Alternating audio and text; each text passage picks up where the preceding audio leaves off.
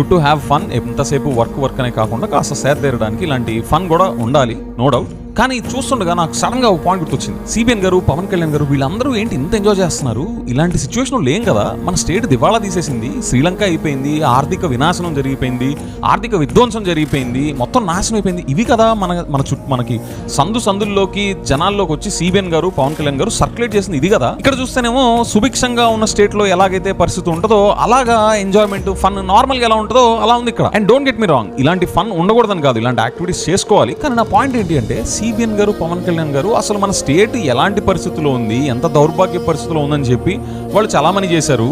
వాళ్ళు వచ్చాకేమో ఇలాగ హాయిగా సంబరాలు చేసుకునే పొజిషన్లో ఉన్నామంటే అసలు ఏం జరుగుతుంది అంటే, జగన్ గారి మీద ఈ బోగస్ స్టేట్మెంట్స్ అన్ని కేవలం ఆ విన్నింగ్ కోసమే చేశారా? Just to capture that CM chair అలాంటి బోగస్ స్టేట్మెంట్స్ అని సర్క్యులేట్ చేశారా? వెరీ గుడ్ సార్, మీరు రోజు ఇలానే మా కళ్ళు తెరిపిస్తూ ఉండాలి, మీరు అసలు రంగులన్నీ మీరు ఇలానే బయట పెడతా ఉండాలి. Thanks for that.